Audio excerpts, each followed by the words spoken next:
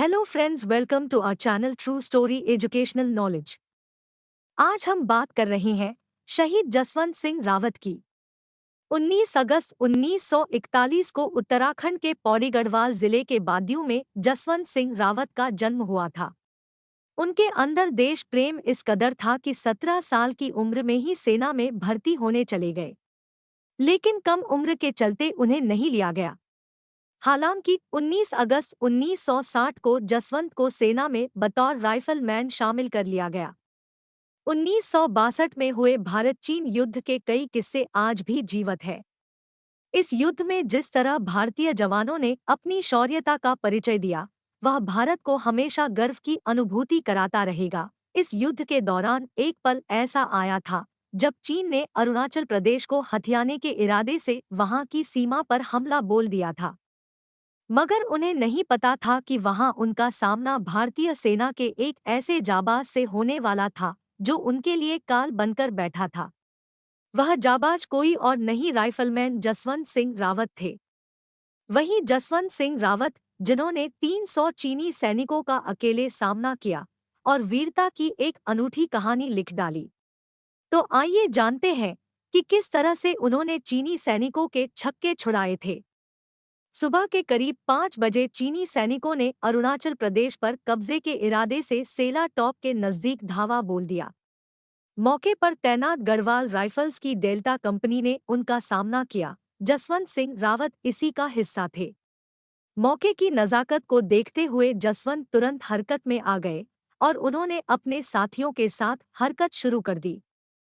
इस तरह 17 नवंबर 1962 को शुरू हुई यह लड़ाई अगले 72 घंटों तक लगातार जारी रही। इस बीच जसवंत अकेले ही चीनी सैनिकों पर भारी पड़े।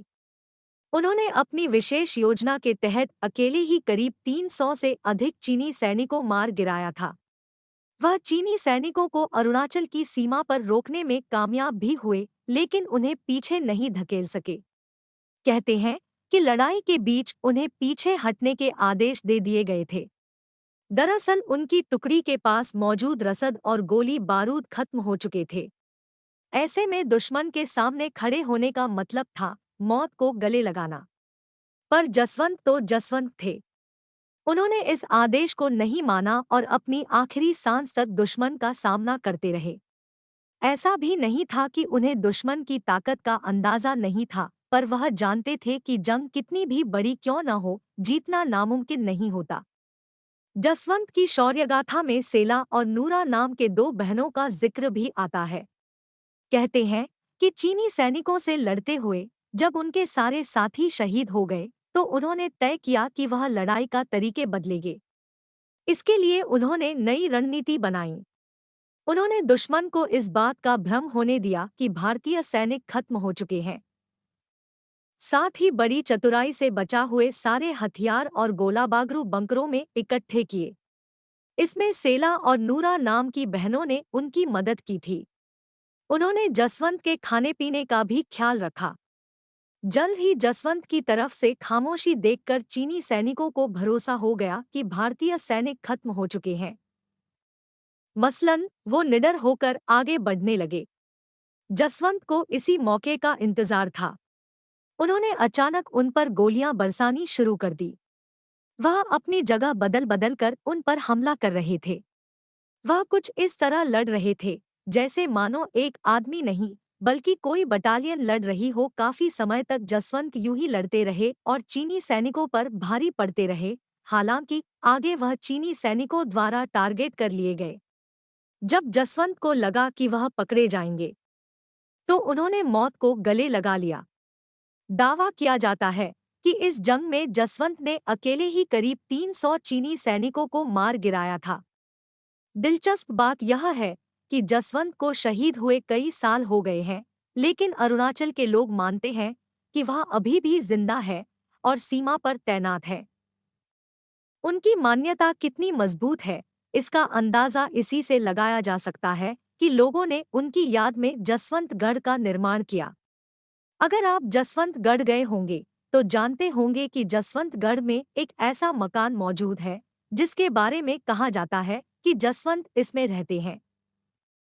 इस मकान में एक बिस्तर रखा हुआ है जिसे पोस्ट पर तैनात सेना के जवान रोज सजाते हैं। उनके जूते नियमित रूप से पॉलिश किए जाते हैं। आपको जानकर हैरानी हो सकती है, लेकिन जसवंत इकलौते ऐसे शहीद हैं जिनका शहादत के बाद भी नियमित प्रमोशन जारी है। वर्तमान में वह मेजर जनरल के पद पर हैं। वैसे जसवंत को उनकी बहादुरी के लिए मरणोपरांत महावीर चक्र जैसे बड़े सम्मान से भी सम्मानित किया। शहीद जसवंत सिंह रावत पर 72 hours martyr who never died नाम की एक फिल्म भी बनाई गई। निर्देशक के तौर पर अविनाश ध्यानी ने फिल्म में जसवंत सिंह की वीरता को बखूबी बयां किया है। इस फिल्म को दर्शकों का खूब प्यार मिला था। जसवंत सिंह की वास्तविक कहानी चाहे जो भी हो, लेकिन स्थानीय लोगों के दिलों में जिस तरह से वह आज भी जिंदा है, वह तो यही बताता है कि जब तक उनके अमर बाबा जसवंत सिंह वहां तैनात हैं, तब तक दुश्मन उनका बाल भी बांका नहीं कर सकता। फिर दुश्मन कितना भी मजबूत क्यों न हो। हमारे वीर जवान के लिए एक लाइक और कमेंट में जय हिंद जरूर लिखें। Thank you for watching.